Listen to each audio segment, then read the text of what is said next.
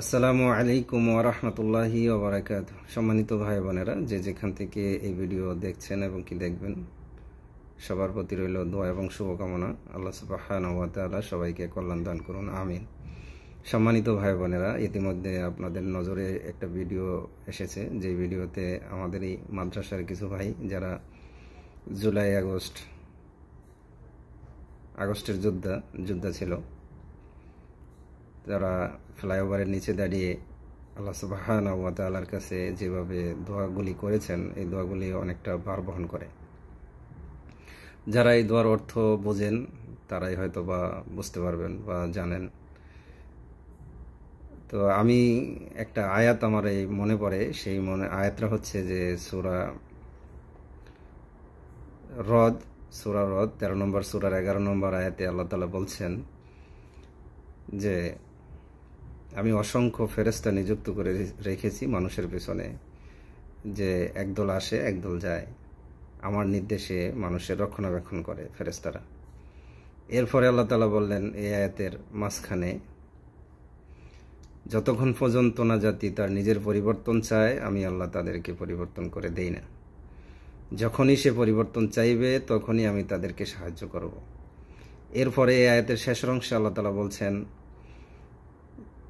আমি আল্লাহ যার কল্যাণ চাই তার অকল্যাণ করার মতো কারো ক্ষমতা নেই, এবং আমি আল্লাহ যার অকল্যাণ চাই তারে কল্যাণ দান করার মতো এমন ক্ষমতা আর কারো নেই। তাহলে এই আয়াত থেকে আমরা বুঝতে পারলাম এবং শিক্ষা নিতে পারি, সেটা হচ্ছে অধিকাংশ লোকই এই জুলাই এবং কি আগস্টে পরিবর্তন চেয়েছিল বিধায় আল্লাহ তাআলার সাহায্য এসেছে এবং কি পরিবর্তন করে দিয়েছেন আল্লাহ তাআলা। তো এই পরিবর্তন থেকে আমরা শিক্ষা নিতে পারি যে আমরা কখনো যেন আর বাঁকা পথে না চলি, আমরা যেন আল্লাহ তাআলার শুকরিয়া বেশি বেশি আদায় করি যে আমাদেরকে আল্লাহ তাআলা এমন একটা পরিবর্তন এনে দিয়েছেন, জালিমের হাত থেকে রক্ষা করেছেন। এবং যেই ভাইগুলি দোয়া করেছেন তারা ছিল মাজলুম। শুধু এই ভাইরাই দোয়া করেন নাই, অধিকাংশ লোক, আমার জানা মতে অধিকাংশ ভাই বোনেরা, যেটা আমার পরিচিত অনেক লোক আছে যারা তাহাজ্জুদ পড়ে আল্লাহর কাছে দোয়া করেছেন। আমরা ঘুমাতে পারি নাই, আমরা প্রবাসে ছিলাম ঠিকই, কিন্তু আমরা ঘুমাতে পারি নাই। আমরা রাত জেগে জেগে আল্লাহর কাছে দোয়া করেছি, আল্লাহ তুমি জালিমের হাত থেকে রক্ষা করো, দেশকে রক্ষা করো, জাতিকে রক্ষা করো। তাহলে এখান থেকে আমাদের শিক্ষা নেওয়া উচিত, শিক্ষা নিয়ে আমাদের জীবনকে পরিবর্তন করা উচিত। আপনি যদি আপনার জীবনকে পরিবর্তন না করেন তাহলে অবশ্যই আল্লাহ পরিবর্তন করে দেবেন না, এটা আল্লাহর ওয়াদা।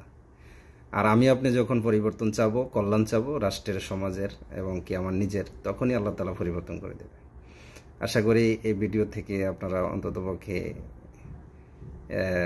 কিছুটা হলেও আমল করার চেষ্টা করবেন ইনশাআল্লাহ। এই আয়াতের উপর অন্ততপক্ষে আমল করবেন। আল্লাহ সুবহানাহু ওয়া তাআলা সবাইকে ভালো রাখুন এবং সুস্থ থাকুন এবং সুস্থ রাখুন।